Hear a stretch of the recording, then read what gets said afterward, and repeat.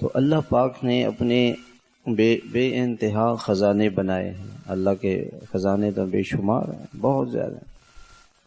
اور ان خزانوں سے لینے کا جو سب سے آسان راستہ ہے وہ ہے نماز.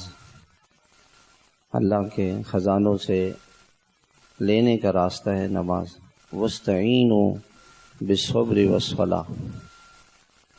اللہ تعالیٰ سے مدد مانگو، یعنی اللہ پاک خود ایک نسخہ بتاتے ہیں کہ اللہ کے خزانوں سے مانگنے کا طریقہ کیا ہے کہ صبر کرو. اور صبر کے بہت سارے معنی ہیں. اللہ کے حکم پہ جمنا، گناہوں سے نفس کو روکنا، صبر علی الطاعات، نیکی پر جم جانا، یہ بھی صبر ہے. اور صبر عن المعصیہ، گناہوں سے بچنا.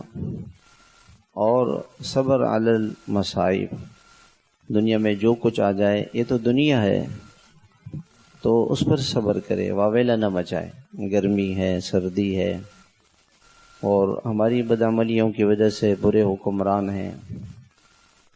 شیطان نے ایک جملہ لوگوں کی زبان پہ چلا دی ہے کہ جی بدعملیاں تو اور لوگوں کی بھی ہیں، اور جگہوں کی بھی ہیں، ہمارے ساتھ کیوں ایسا ہو رہا ہے؟ تو جو ہمارے ساتھ ہو رہا ہے وہ صحیح ہو رہا ہے، وہ اللہ کے فیصلے سے ہو رہا ہے، وہ اللہ کے ارادے سے ہو رہا ہے. اس دنیا کا نظام اللہ چلاتے ہیں، اللہ اس کے فیصلے کرتے ہیں. اللہ کے فیصلے کو کوئی تبدیل نہیں کر سکتا، اور اللہ کا فیصلہ ظلم پر نہیں مبنی ہوتا. اللہ تعالیٰ کا فیصلہ ظلم پر مبنی نہیں ہے. اگر کسی کو اس کے گناہوں کی سزا دنیا میں مل رہی ہے تو یہ بھی اللہ کی طرف سے اس کے لیے خیر ہے. ہاں،